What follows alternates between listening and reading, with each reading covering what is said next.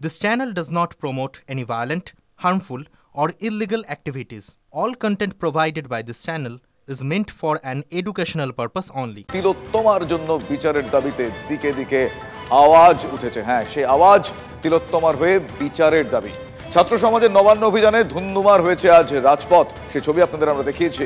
পথে পথে আজ ব্যারিকেড ছিল, তারপরেও কমানো গেল না এই আন্দোলনের ঝাঁজ। জায়গায় জায়গায় খণ্ডযুদ্ধের ছবি দেখতে পাওয়া গিয়েছে। জলকামান ছুটতে হয় পুলিশকে, কাঁদানে গ্যাসের শেল ফাটাতে হয় পুলিশকে, পুলিশকেও রক্তাক্ত হতে হয়। প্রতিবাদীরাও লাঠি খেলো, তাও আটকানো গেল না আন্দোলনকারীদের। নবান্ন থেকে ঢিল ছোড়া দূরত্বে আন্দোলন পৌঁছে গেল।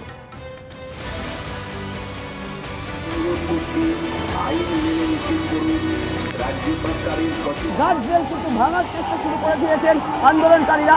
এবার কিন্তু গার্ডরেল পুরোটাই, প্রায় পুরো গার্ডরেল, একটা লেনের পুরো গার্ডরেল কিন্তু ভাঙতে শুরু করে দিলেন। গার্ডরেল ঢিলে নিয়ে চলে যাওয়া হচ্ছে, অর্থাৎ গার্ডরেল উপড়ে ফেলা হলো।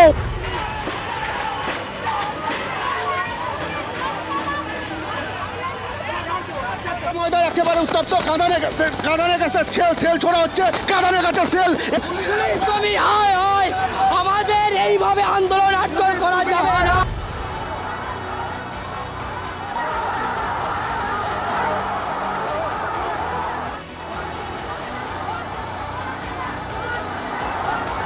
পুলিশ দিদির চটি চাটা, মমতা ব্যানার্জির চটি চাটা, নয় অন্যায় বিচার পুলিশ জানে না। যত বডি পড়বে আমাদের বডি এখানেই পড়ে থাকবে। আজকে বাংলার মানুষ দেখুক, আজকে বাংলার মানুষ দেখুক কোন তৃণমূলকে ভোট দিয়েছে। এই আন্দোলন আমাদের চলবে যতক্ষণ আমরা বিচার পাবো।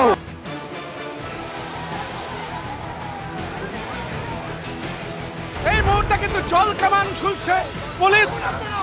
দেখুন, জাস্টিস চাইছি, জাস্টিস এই অবস্থা।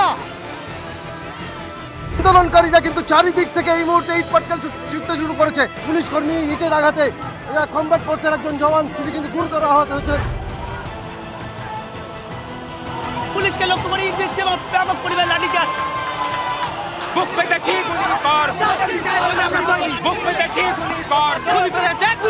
পুলিশের মাথা ফেটে গেছে এবং মাথা ফেটে রক্তাক্ত অবস্থায় পুলিশকে নিয়ে যাওয়া হচ্ছে। সেই ছবি দেখতে পাচ্ছ। জোরে ব্যারিকেডে ধাক্কা মারছেন এবং কিছু ব্যারিকেডকে তারা ভেঙে ফেলতে চাইছেন। জল কামান দিয়ে আন্দোলনকারীদের সরে ফেলার কাজ চলছে।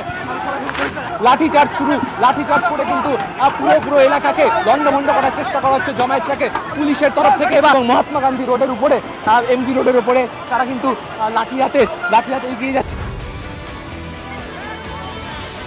যেটা দেখলাম তিনি কিন্তু এগিয়ে গেলেন এবং তিনি লাঠিচার্জ কিন্তু শুরু করলেন। একের পর এক ধরপাকড় শুরু হয়েছে। আমরা যতক্ষণ না ওই 14 তলা থেকে মুখ্যমন্ত্রীকে নামাতে পারছি আমাদের এই আন্দোলন থামবে না। আজকে এত পুলিশ কোথায় ছিল আরজি করে যখন এই ঝামেলাটা ছিল। এরপরে কিন্তু কাঁদানে গ্যাস ছুটছে পুলিশ।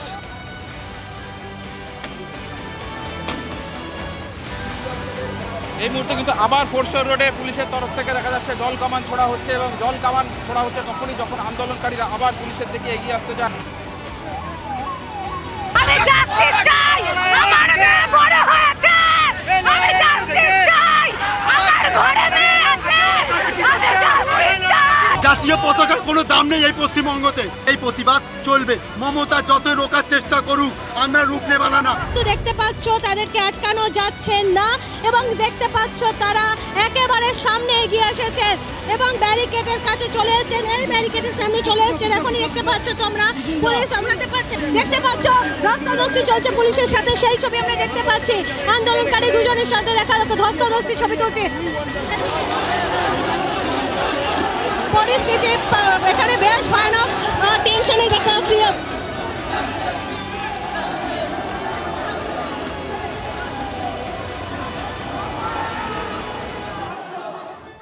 আরজিকর হাসপাতালে মর্মান্তিক পরিণতি তিলোত্তমার।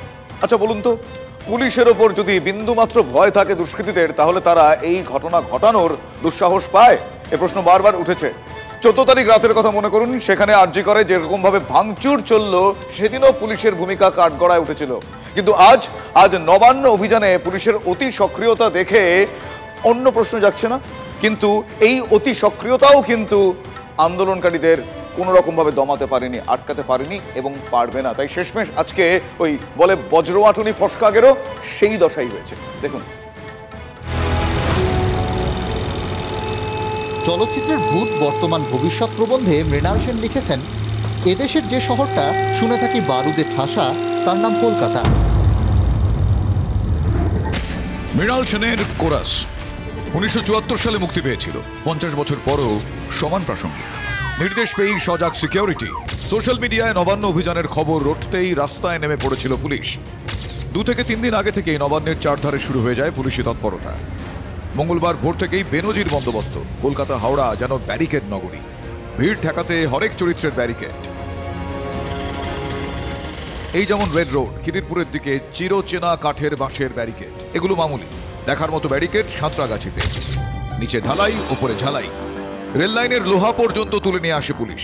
এতটাই মজবুত করে তৈরি করা হয়েছে, দড়ি দিয়ে কিন্তু বাধা নেই। অন্যান্য ল অ্যান্ড অর্ডারের সময় আমরা দেখি যে এই ধরনের গার্ডরেল দড়ি দিয়ে পুলিশের তরফ থেকে বেঁধে ব্যারিকেড তৈরি করা হয়। এক্ষেত্রে কিন্তু একেবারে লোহার বিম বা রাস্তা খুঁড়ে তার ভেতরে গর্ত করে ঢালাই করে, এবং এমনকি এই যে গার্ডরেলগুলো রয়েছে সেই গার্ডরেলের সঙ্গেও কিন্তু ঝালাই করে তারপরেই কিন্তু এই প্রাচীর বা গার্ডরেল দিয়ে ব্যারিকেড তৈরির কাজ ইতিমধ্যেই করা হয়েছে। ব্যারিকেড যেভাবে নির্মাণ করা হয়েছে, দেখতে পাচ্ছি একটা রেল লাইনের লোহার পাত, সেই রেল লাইনের লোহার পাতকে কার্যত এখানে ঝালাই করা হয়েছে, ওয়েল্ডিং করা হয়েছে এবং মাটির নিচে 2 ফুট গর্ত করে সেই পাতকে প্রথমে লাগানো হয়েছে। তাতেও নিশ্চিত হয়নি হাওড়া পুলিশ। ব্যারিকেডে চাপানো হয় বালির বস্তা, যাতে সেগুলোকে এখানে কিন্তু বালির বস্তাও কিন্তু পরপর চাপিয়ে দেওয়া হয়েছে, যাতে কোনোভাবেই এই ব্যারিকেড যাতে টপকাতে না পারেন বা ভাঙতে না পারেন আন্দোলনকারীরা। হাওড়া ব্রিজেও এক বন্দোবস্ত। গ্রিলের দোকানের লোক ধরে নিয়ে এসে ব্যারিকেডের ঝালাই। এই ছবিও ধরা পড়েছে TV9 বাংলার ক্যামেরায়।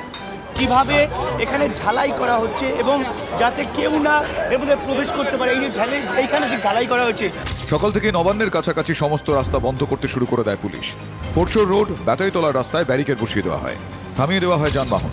নবান্নের কাছে বসানো হয় অ্যালুমিনিয়ামের উঁচু ব্যারিকেড। রেড রোড, PTS, হেস্টিংয়ে কন্টেনার পর্যন্ত নামানো হয়। রাস্তা বন্ধ করে দেওয়া হচ্ছে কন্টেনার দিয়ে। এই মুহূর্তে কিন্তু জেসিবি দিয়ে কন্টেনার নিয়ে আসা হচ্ছে এবং খালি কন্টেনার একেবারে হেস্টিংস থেকে নবান্নর দিকে যাওয়ার যে রাস্তা বন্ধ করে দেওয়া হচ্ছে। দেখে মনেই হবে বজ্র আটনি, কিন্তু জনতা নামতেই দেখা গেল আদতে ফসকা গেল। তখনও 1টা বাজেনি। নামমাত্র লোকের অভিযান, তাতে ধরাশায়ী সাঁতরাগাছির ব্যারিকেড। কোথায় ঢালাই, কোথায় ঝালাই, বারবার ভাঙলো ব্যারিকেড। যে গার্ডরেল গতকাল রাত থেকে ওয়েল্ডিং করা হয়েছিল, সেই গার্ডরেল, যে গার্ডরেল মাটির নিচে গর্ত করে পোতা হয়েছিল, সেই গার্ডরেল কিন্তু কার্যত তুলে দিল, দেখতে পাচ্ছ। বিকেলের দিকে নবান্নের খুব কাছে পৌঁছে যায় মিছিল, প্রায় দোরগোড়ায়। দিনের শেষ, একটাই দাবি, একটাই স্বর, বিচার চায় আরজি কর। Bureau report, TV9 Bangla.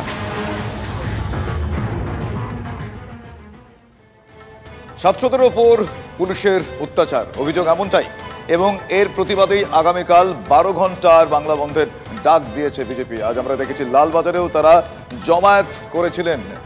প্রতিবাদে আগামীকাল 12 ঘন্টার বিজেপির ডাকা বাংলা বন্ধ এবং উত্তপ্ত পরিস্থিতির মধ্যে হুঙ্কার রাজ্যের বিরোধী দলনেতার। রাষ্ট্রপতি শাসনের সুপারিশের দাবি করলেন শুভেন্দু অধিকারী। কাল বন্ধ হতে দেব না, এই খোলা চ্যালেঞ্জও ছুড়ে দিল তৃণমূল কংগ্রেস।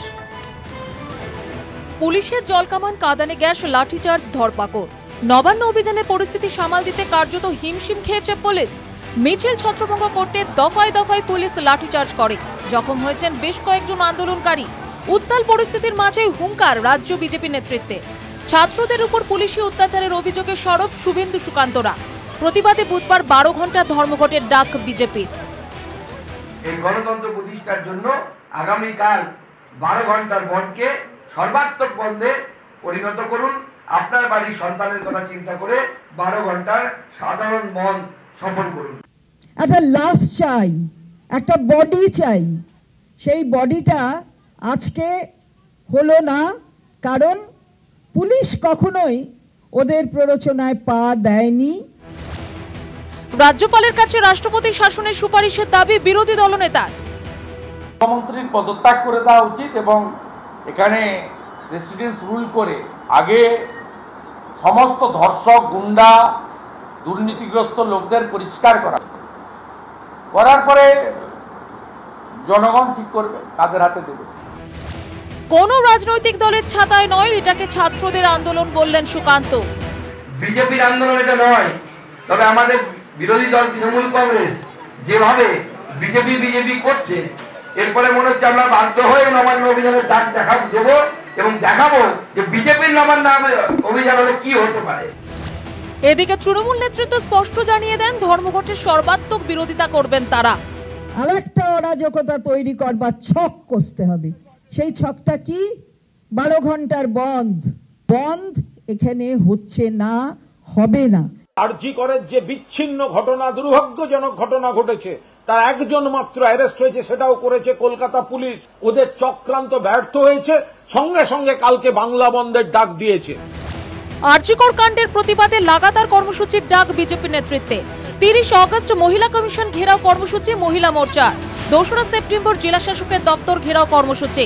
4 সেপ্টেম্বর ব্লকে দিনভর ধর্ণা এবং 6 সেপ্টেম্বর চক্কা জ্যাম করবেন বিজেপি নেতাকর্মীরা। TV9 বাংলা। আজ সারাদিন এই ঘটনা আমরা দেখেছি। আজকে নবান্ন অভিযান ঘিরে পুলিশের ভূমিকা আমরা দেখেছি। পুলিশের তরফ থেকে কি বলা হয়েছে সেটা আবার শোনাবো। আমাদের প্রচুর সহকর্মী আহত হয়েছেন, আপাতত 11 থেকে 12 জন এবং আরও খবর আসছে। 94 জনকে আমরা গ্রেফতার করেছি। আমরা ভিডিও ফুটেজ দেখে চিহ্নিত করব। প্রত্যেকের বিরুদ্ধেই আইনানুগ ব্যবস্থা নিশ্চয়ই যথাসময়ে হবে। যেখানে থাকার কথা তথ্য প্রমাণ, সেই সেমিনার হল, মানে সেদিনকার সেই ঘটনা, সেই সেমিনার হলে বহিরাগতদের আনাগোনা। আরজি করে ঘটনার দিন ভিডিও প্রকাশ্যে আসার পর থেকে তোলপাড় হয়ে গিয়েছে রাজ্য রাজনীতি। পুলিশ গতকাল জোর গলায় বলেছে যে অকুস্থল নিরাপদ ছিল। প্রশ্ন, সত্যি কি তাই? তিলোত্তমার পরিবারের বিস্ফোরণ, পুলিশ ডাহা মিথ্যা কথা বলছে। দেখুন।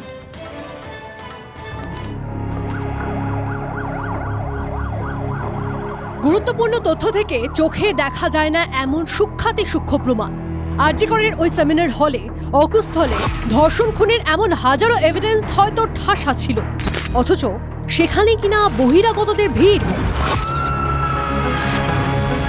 সোমবার প্রথম TV9 বাংলা এই ভিডিও প্রকাশ্যে আনে, যেখানে আইনজীবী শান্তনু দে মোহরি, ফরেন্সিক মেডিসিন বিশেষজ্ঞ দেবাশিস সোম, ন্যাশনাল মেডিকেল কলেজের data entry operator Prasun Chattopadhyay.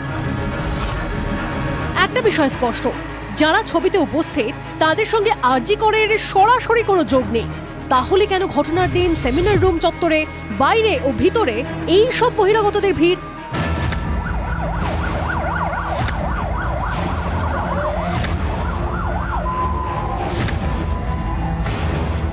প্রশ্ন উঠছিল, উত্তরও দিল পুলিশ, কিন্তু সেই সাফাইয়ে সন্তুষ্ট নয় তিলোত্তমার পরিবার। অকুস্থলে বহিরাগতদের উপস্থিতির চাঞ্চল্যকর ছবি দেখে সোমবার লালবাজার দাবি করে, মানে বডি যেখানে পাওয়া গেছিল তার থেকে 40 ফিট পুরো জায়গাটা পুলিশের কর্ডন অফ করা ছিল। সত্যি কি তাই? অকুস্থল কি সত্যি ঘেরা ছিল? প্রশ্নটা তুলে দিয়েছেন তিলোত্তমার বাবা। এলাকাটা কি ঘিরে রাখা হয়েছিল? যে জায়গা হয়েছিল কোনো ঘেরা ফেরা ছিল না, কোনো একদম ফাঁকা ছিল। যেরকম আমার মেয়েটা মানে ওই অবস্থায় অনেক সাজিয়ে গুছিয়ে মানে ওখানে রাখা হয়েছে, পুরো দেখলেই বোঝা যায়। 3:30 নাগাদ আমরা গিয়ে বডি দেখতে পেয়েছি, সবাই একদম সামনে গেছেন, কোনো সিকিউরিটি ছিল না, কোনো ঘেরা জায়গা ছিল না, কিচ্ছু না। উনি যে বলছেন, উনি পুরোপুরি মিথ্যা বলছেন। কেন এই মিথ্যাগুলো বলছেন? উনি তো একজন মহিলা। উনি শুধু তিলোত্তমার পরিবার কিংবা প্রকাশ্যে আসা ভিডিওই অকুস্থলের নিরাপত্তা নিয়ে প্রশ্ন তুলছে না। এর আগে খোদ সিবিআই সুপ্রিম কোর্টে জানিয়েছিল, আমরা 5ম দিনে তদন্তের ভার নিই। ঘটনাস্থলে গিয়ে দেখা যায় সেখানে বেশ কিছু পরিবর্তন ঘটানো হয়েছে। তদন্তের ক্ষেত্রে সেটাই সবচেয়ে বড় চ্যালেঞ্জ। সিবিআই সূত্রেও জানা যায় ঘটনাস্থলে একাধিক ব্যক্তির হাত ও পায়ের ছাপ মিলেছে। প্রশ্ন হলো, তাহলে কি বহিরাগতদের ভিড়ই তদন্ত গুলিয়ে দেওয়ার পক্ষে যথেষ্ট? অবশ্য সেই দাবি মানতে নারাজ লালবাজার। পুলিশের বরং দাবি, এই যে ভিডিওটা যেটা আপনারা হয়তো দেখেছেন, সেটা কিন্তু এই 40 ফিটের বাইরে যে 11 ফিট যে জায়গাটা আছে সেইখানকার একটা ভিডিও। এই যে জায়গাটা আছে এইখানে কিন্তু অনেকেই উপস্থিত ছিলেন, ফ্যামিলি মেম্বার ছিলেন, পুলিশের স্টাফ ছিল, হসপিটালের স্টাফ ছিল, অনেক ডাক্তারবাবুরা ছিলেন। পুলিশ বলছে অনেকে ছিলেন, কিন্তু তিলোত্তমার পরিবার ঘন্টার পর ঘন্টা অপেক্ষার পর দেহ দেখতে দেওয়া হয় বলে আগে অভিযোগ করেছে। লালবাজারের টাটকা দাবি নিয়ে তিলোত্তমার বাবা বলছেন, ইন্দিরা মুখোপাধ্যায় মিথ্যা কথা বলার প্রয়োজনটা কি হবে? উনি তো সব মিথ্যা কথা বলছেন। আমাদের পরিবারকে কাউকে 3:30 আগে ভেতরে ঢুকতে দেওয়া হয়নি। আমাদেরও 3:30 ভেতরে ঢুকতে সিএম এর সঙ্গে কথা বলা হয়েছে সিপির ফোন থেকে। আর আমরা যখন ঢুকেছি সিপি ছাড়া বাকি কেউই ওখানে ছিল, সিপি ছাড়া কেউ আমাদের ওখানে নিয়েও যায়নি। পরিবার বলছে যখন তারা মৃতদেহ দেখেছেন তখন সেখানে পুলিশ কমিশনার ছাড়া আর কেউ ছিলেন না। প্রশ্ন হলো তাহলে ঘটনাস্থল কখন সুরক্ষিত করা হয়?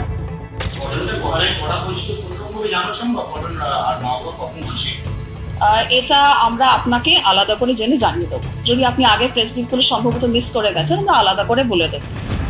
না, ক্রাইম সিন ঘেরার নির্দিষ্ট সময় লালবাজার জানায়নি।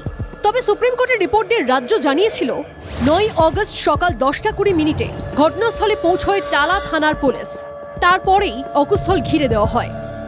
অথচ ঘটনাস্থলের তথ্য প্রমাণ নিয়ে যেমন সুপ্রিম কোর্টে উদ্বেগ প্রকাশ করে সিবিআই, তেমনি স্বয়ং প্রধান বিচারপতি ডিওয়াই চন্দ্রচূড় বিস্ময় প্রকাশ করে বলেছিলেন ক্রাইম সিন সঙ্গে সঙ্গে ঘেরা হয়নি, ঘেরা হয় ময়নাতদন্তের পর রাতে। লালবাজার নিজের মতো করে দাবি করছে, কিন্তু প্রশ্ন হলো পুরো সেমিনার রুমটাই সিল করা হলো না কেন? সেমিনার রুমের সর্বত্রই তো তথ্য প্রমাণ ছড়িয়ে থাকতে পারে। বাকি 11 ফুটের মধ্যে তথ্য প্রমাণ থাকবে না এ ব্যাপারে কি করে নিশ্চিত হলো পুলিশ? বেছে বেছে কেন সেমিনার রুমেই এত লোককে ভিড় করতে হলো? পুলিশের দেওয়া হিসেবে ঘরের বাকি 11 ফুটে একসঙ্গে এত লোক থাকা সম্ভব কি? সেমিনার রুমে ঢোকার একটাই দরজা খোলা ছিল। সেই দরজায় যেমন অভিযুক্তের হাতের ছাপ থাকবে, একইভাবে বহিরাগতদেরও তো হাতের ছাপ থাকবে। সেটা কি তদন্তের পক্ষে অন্তরায় নয়? প্রশ্ন অনেক, উত্তর মিলছে না, বরং ফাঁক আরো বাড়ছে, ধন্দ বাড়ছে। TV9 বাংলা। হালিশহরে শোরগোল, উৎসব পালনের আনন্দে নিজের লাইসেন্সড রিভলভার থেকে গুলি হালিশহর পুরসভার কাউন্সিলর অশোক যাদবের। অভিযোগের পরেও পুলিশ নির্বাক। জানা গিয়েছে জন্মাষ্টমী উপলক্ষে হালিশহর পুরসভার 19 নম্বর ওয়ার্ডের কাউন্সিলর প্রকাশ্যে গুলি চালান, আর সেই ছবি এখন ভাইরাল। কাউন্সিলর অশোক যাদব অবশ্য যদি দাবি করেছেন যে এলাকাবাসীর অনুরোধেই তিনি 2 রাউন্ড গুলি চালিয়েছেন তার লাইসেন্সড রিভলভার থেকে।